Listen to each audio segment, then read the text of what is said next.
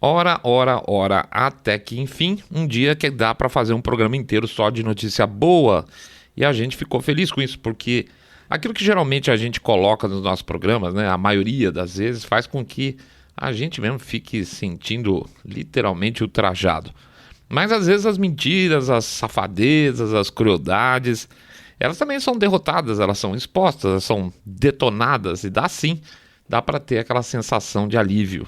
Porque aí você percebe que com tanta sacanagem no mundo, com tanta mentira, a gente ainda tem uma margem boa, tá? Tem uma margem boa para transformar as coisas e reverter a situação de alguns direitos naturais nossos que ultimamente estão sendo literalmente caçados e desmontados na maior cara dura, bem na nossa frente.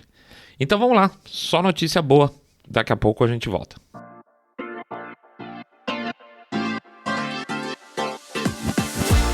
Saindo da bolha. Menos notícia, mais informação para você.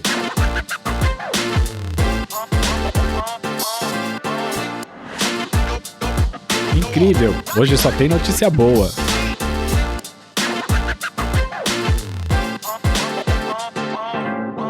Pois é, vamos de Saindo da Bolha Mix, né? Que hoje é o nosso episódio 54, só para comemorar, dando tapa na cara de nego autoritário e comemorando notícia boa. Vocês vão ver que a maioria, se não todos os temas que a gente vai abordar aqui, envolve algum tipo de cacuete da esquerda em querer mascarar atos autoritários, às vezes pelo nome de uma coisa. A gente já falou aqui, a esquerda tem um hábito interessante de se esconder por trás de nomes bonitos e que são opostos do que geralmente eles propõem. A gente falou, por exemplo, deu exemplo já do caso da República Democrática Alemã, né? Que era exatamente o lado não democrático da Alemanha, era a Alemanha comunista. Ou o caso do PSOL, né? O Partido Socialista e Liberdade. Aquela coisa que não bate, né? Uma contradição em termos, como o pessoal fala. Mas, né? Vai ver apoiar aí essa turma aí do PSOL, apoiando o regime castrista, Maduro, né? É a liberdade que eles gostam. Mas hoje, basicamente, estamos falando de vitórias de questões de direitos individuais que são tão caras ao pensamento de direita. Como de costume, antes de começar então, vamos fazer só que um jabá otimista, tá? Coisa boa. Em primeiro lugar, agradecer a presença de todo mundo aí que tá chegando, principalmente aí quem nunca tinha ouvido o podcast até hoje, a gente dá as nossas boas-vindas e pede para variar, para entrar lá no nosso site www.saindabolha.com.br, clicar no botão follow this podcast, exatamente.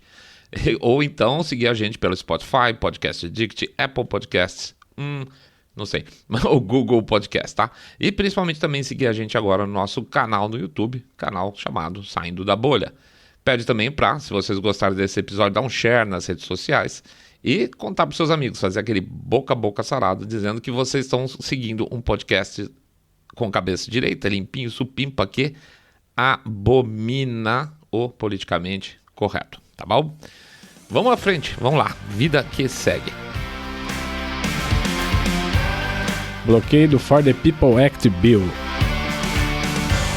Olha aí que já começa as mentiras tudo, né? For the People Act, Ato pelo Povo. Olha que coisa bonita esse nome, né? O Ato pelo Povo foi uma legislação proposta pelos, obviamente, democratas, que pretendia dar, basicamente, um golpe no sistema eleitoral americano, fazendo uma coisa que a esquerda adora, que é federalizar. Sim, federalizar é ótimo, porque daí o cidadão, a bem da verdade, o cidadão não mora no país, ele mora na cidade, no máximo ele mora no estado, né? A União em países como Brasil, como Estados Unidos, é uma entidade praticamente subjetiva e principalmente extremamente longe do alcance do cidadão comum. Então, federalizar é afastar as decisões da população, na maioria das vezes, é desconsiderar que você que está aí, sei lá, morando em Alegrete, tem necessidades diferentes do cara que mora em Macapá. Mas coloca-se tudo no mesmo saco, porque assim é mais fácil controlar, né? E controlar, geralmente, para o bem ou para o mal, e muitas vezes, na maioria das vezes, para o mal. O que essa legislação For the People Act, claro, proposta pelo Partido Democrata, tentava fazer? E foi barrada pela totalidade dos senadores republicanos. Aí sim, hein? Até que enfim, putz grila, esses caras até... Os mais traíras dos republicanos votaram contra, para você ver o nível de barbaridade que é a coisa. Vamos comemorar. Então tá, vamos comemorar a nossa primeira vitória aqui.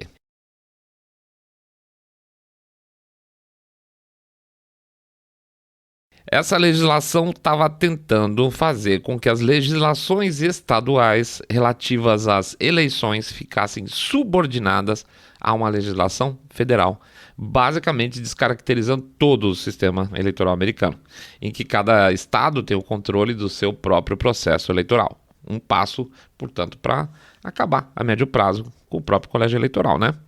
Quer ver algumas das aspas, novidades bacaninhas que eles queriam passar, mas foram abatidos aí em pleno voo pelos republicanos? Vamos lá, vamos ver. Dos 50 estados americanos hoje, 36 já estabeleceram leis para a identificação de eleitores. É meio evidente isso, né?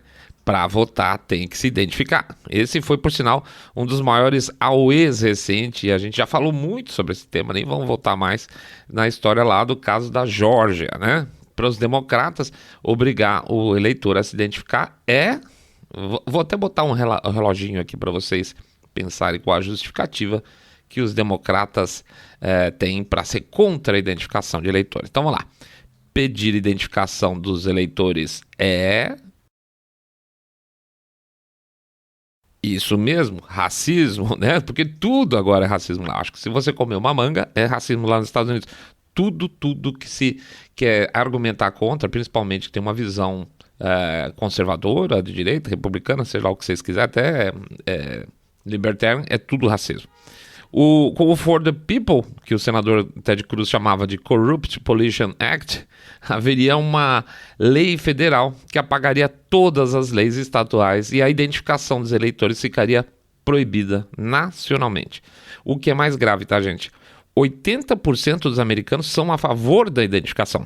Ou seja, os senadores democratas, os outros 50% que votaram a favor dessa porcaria, votaram contra os interesses dos seus próprios eleitores, porque assim eles garantiriam as fraudes nas próximas eleições para poder permanecer no poder. Tão nem aí, tá? Na cara dura.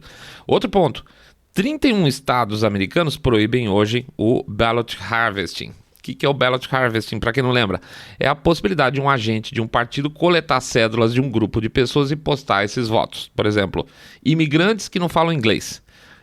Aliás, o Project Veritas já mostrou casos de fraude nesse tipo aí, que o cara vai lá, eram, se não me engano, etíopes ou coisa que pareça assim, era da África, os caras mal falavam inglês e tinha um picareta lá que catava as cédulas dos sujeitos e votava do jeito que eles queriam, tá? Tem o caso também de fraudes associadas... Aliás, esse picareta estava fazendo isso em nome aí, por ligação com aquela Ilhan Omar, tá? Você vê que é uma pessoa super bacana, ela é uma pessoa muito honesta. Tem um caso também na Flórida, ou Texas, acho que Texas, em que uma mulher juntava votos de velhinhos em asilos, né? Sendo que muitos eram mentalmente incapacitados, e fazia o que queria com essas cédulas. No caso dessa mulher especificamente, que por sinal já está sendo processada, Texas, né? Ela se passava por uma agente republicana e fazia o serviço sujo pró-democrata. Surpresa, né? Sempre democrata. Basicamente, então, o ballot harvesting é uma porta escancarada para fraude. E é isso que eles gostariam de legalizar na nova eleição em nível...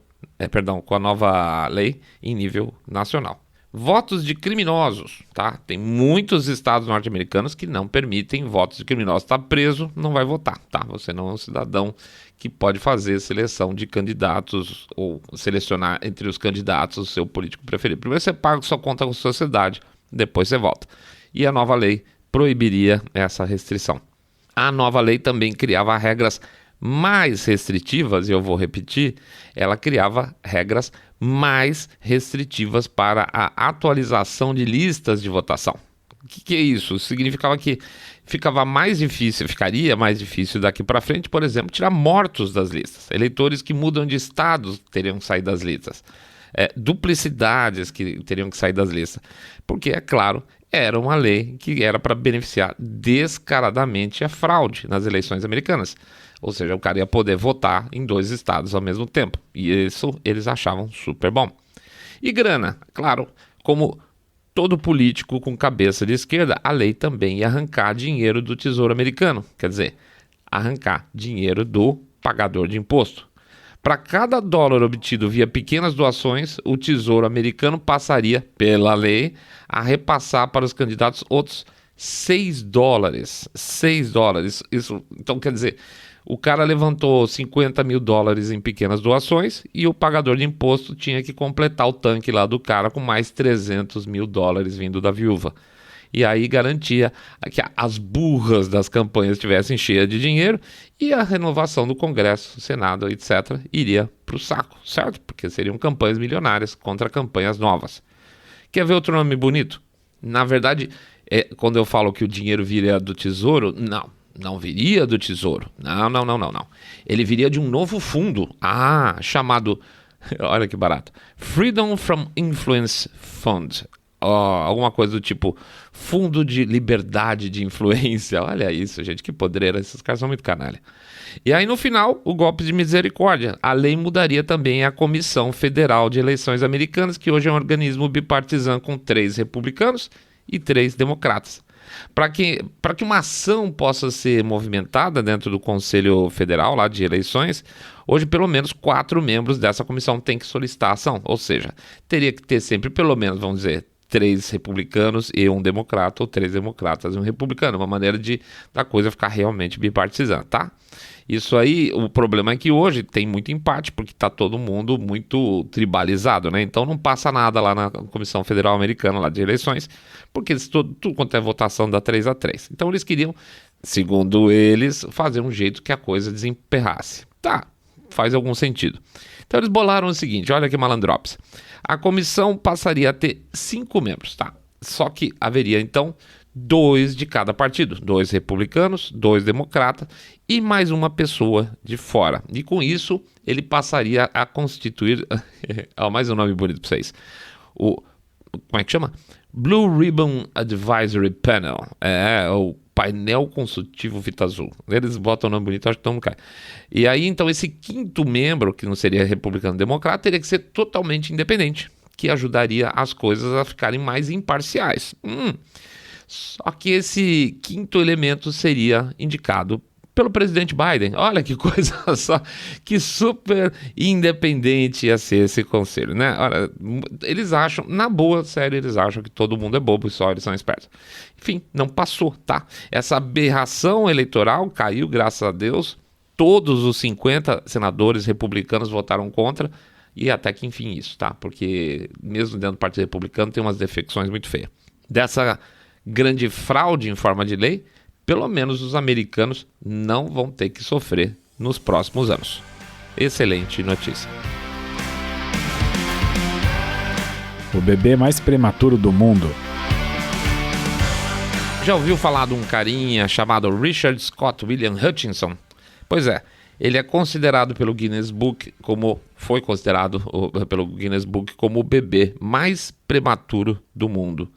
A mamãe dele deu luz 131 dias antes da data prevista do nascimento. É muita coisa. Mais de 4 meses antes da data prevista. E na época do nascimento, ele pesava 337 gramas e cabia na palma de uma mão. Pois o pequeno Richard, essa semana, fez 1 ano de idade e comemorou com um bolinho, com um bolinho de aniversário e tudo. Veja, na maior parte dos países relativamente liberais, a vida do pequeno Richard poderia ser legalmente descartada, caso a mãe desejasse. Mas a história dele prova que, por trás de uma quantidade gigantesca de abortos praticados, está aí uma vida prontinha para vir para o mundo. E com a ciência cada vez mais preparada, tornar essa vida mais viável e com mais qualidade. A gente não sabe, obviamente, o futuro do Richard, claro, a saúde dele, como é que será. Sim, não é um bebê que está com a saúde 100%, uma criancinha que está com a saúde 100%. Os processos para ele melhorar são longos. A gente sabe que quanto mais antecipado o nascimento, mais sujeito a complicações fica a criança. Mas espera, gente, não importa de verdade, né? Não tem o que troque pelo amor que esses pais sentiram pela criança e vice-versa. Olha quanta luta pro amor ficar vivo. Então é isso aí. O menino Richard é a nossa segunda boa notícia. Excelente notícia do programa de hoje. Parabéns. Teorias conspiratórias covidianas. Ora aqui também. Quer dizer que a Universidade de Oxford está estudando ivermectina? Ué, mas não era uma substância que comprovadamente não servia para nada. O pessoal... Porque é assim que uma boa parte da imprensa, a cabeça de bagre, apresentava essa substância como uma substância que comprovadamente não servia para nada. Nunca foi verdade isso, tá? Isso é uma fake news mais velha que andar para frente. Não havia comprovação até o momento do valor, com testes, etc. e tal, apesar de ter sido feito muito teste, mas definitivamente nunca foi comprovado que a ivermectina não era um tratamento, auxiliar de tratamento no início da Covid. Então, se não é assim, então por que o Oxford está estudando, né? Porque eles são burros, né? Se comprovadamente não serve para nada? Claro que não. E o chatão que você conhece, que mistura remédio com política, é um inteligente, tá? A Universidade de Oxford não manja nada. Será que todo esse processo de propaganda política que foi feito em cima desse tipo de tratamento, que foi esculhambado em verso e prosa aí pelos principais veículos e que gerou uma verdadeira onda de robôs repetidores, sendo que certamente muitos deles morreram, isso que é muito estranho, muito triste. Outros perderam pais, mães, e eles não sentem um pingo de culpa por nem ter considerado a possibilidade ou de ter apoiado ou sugerido o uso de um medicamento extremamente banal para aquelas pessoas que hoje eles lamentam a perda.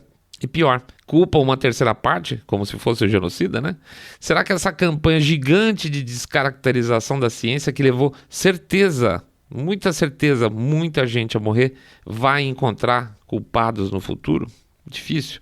A gente tem falado que as nossas teorias conspiratórias estão acabando porque elas estão se provando realidade uma a uma.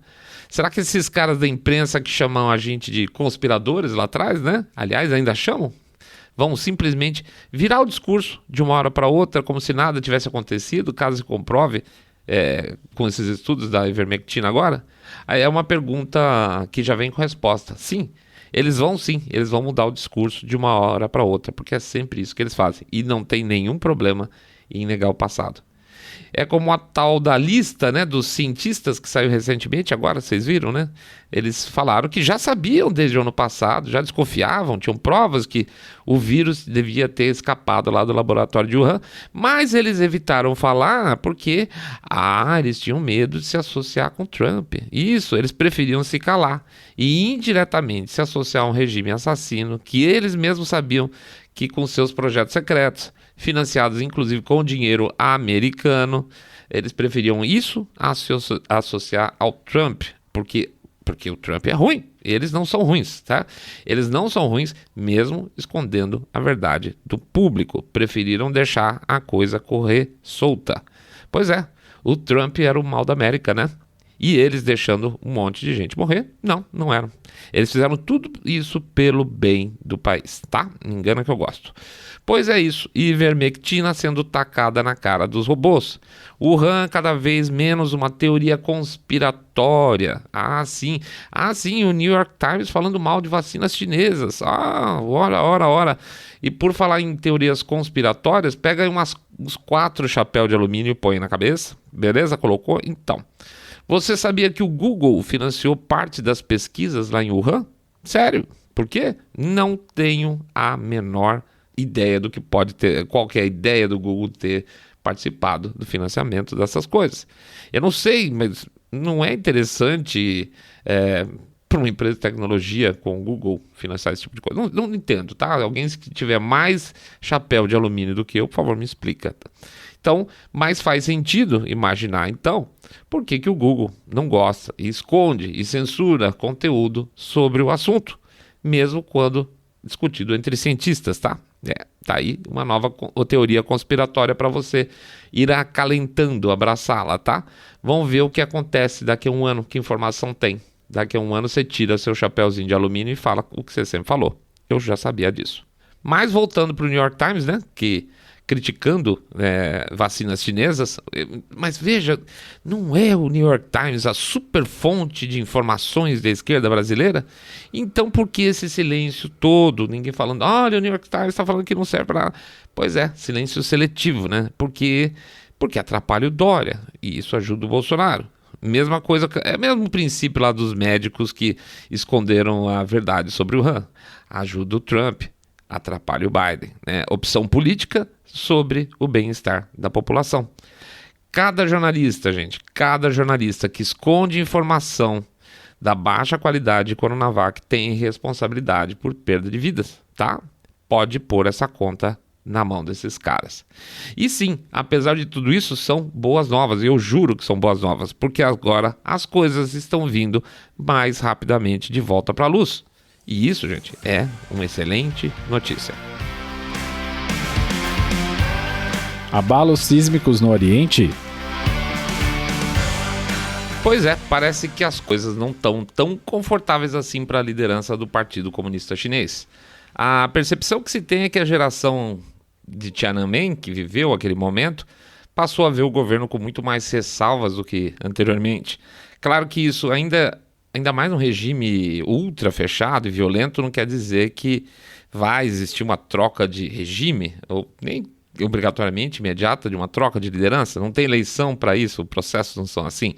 Mas um evento como aquele fez muitos chineses se tornarem basicamente céticos e, em muitos casos, simplesmente aderir ao, aspas aqui, cala a boca que é melhor pelo menos ser classe média.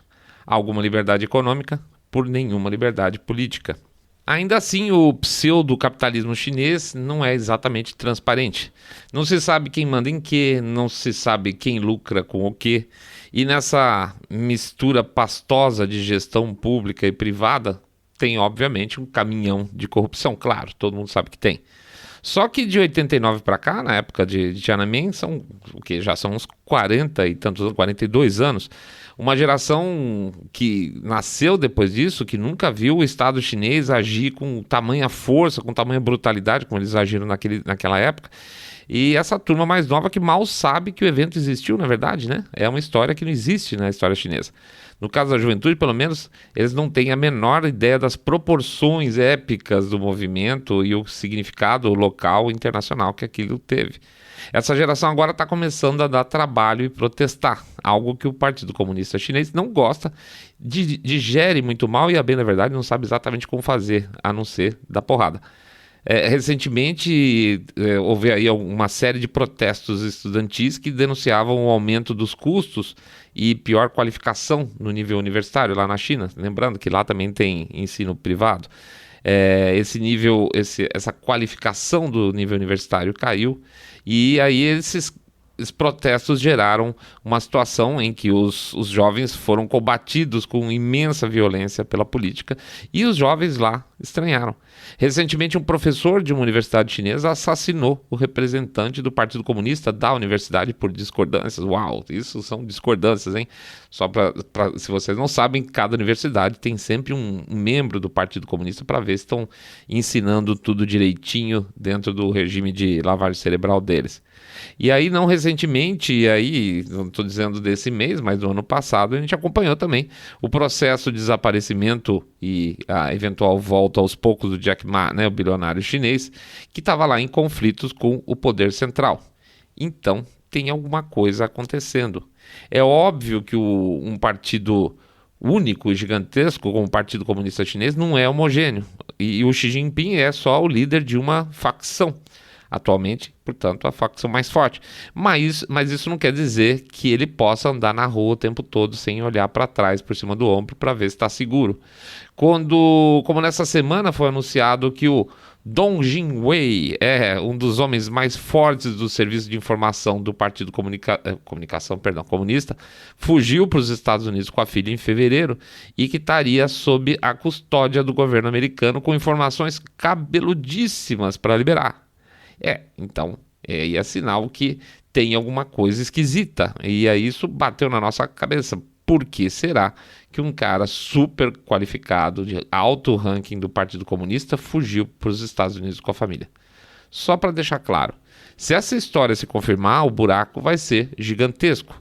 Na China e fora dela, inclusive, tá? Aliás, dentro dos Estados Unidos, inclusive, tem coisa para se contar de quem está trabalhando contra e quem está trabalhando a favor dos Estados Unidos, entre os americanos, certamente.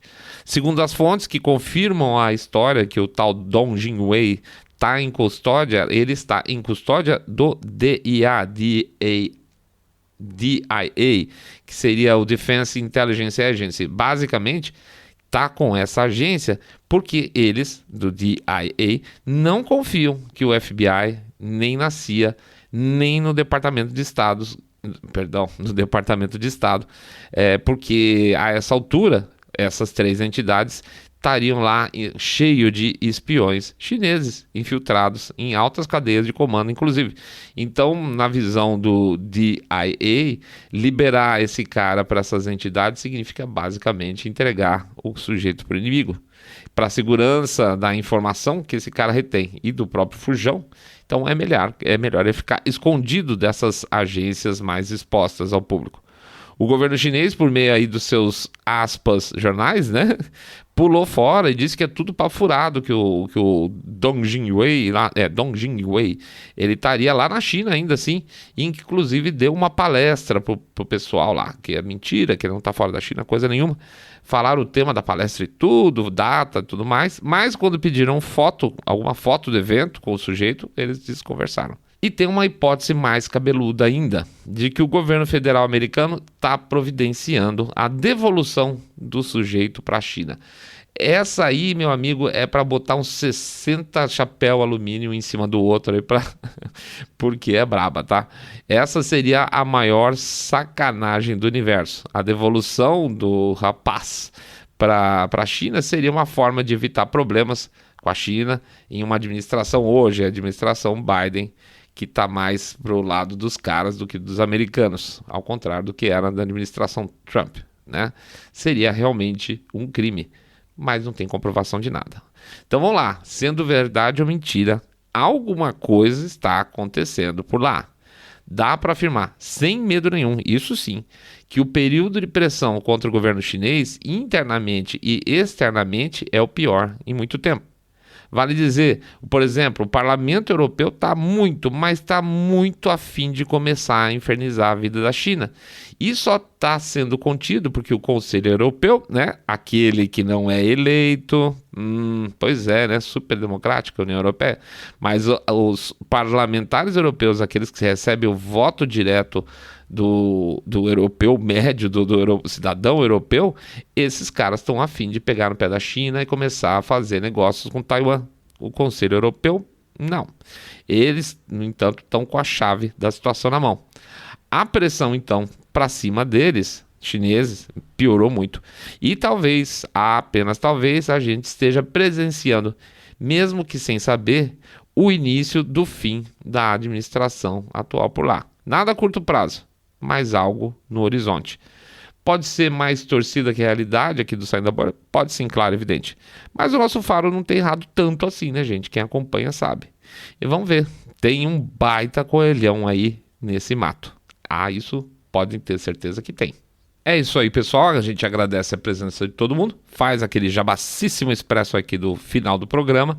Pede para vocês entrar lá no site www.saindabolha.com.br, clicar no botão Follow this podcast. Pede também para vocês darem um share no programa se vocês gostaram e contar para seus amigos que vocês estão acompanhando aí um podcast com cabeça de direita limpinho supimpa que detesta o politicamente correto. E tinha esquecido também. Sigam a gente lá pelo Spotify, Podcast Addict, Google Podcast e principalmente pelo nosso canal no YouTube. Estamos chegando mais um final de semana aí. Vamos ver como é que vão ser as coisas, se vai dar para descansar um pouco. Aqui a gente está sabendo que não vai dar para descansar nada não, vai ter muito trabalho pela frente. Mas o que a gente quer, de verdade, vocês sabem, é que vocês fiquem todos muito mais super bem.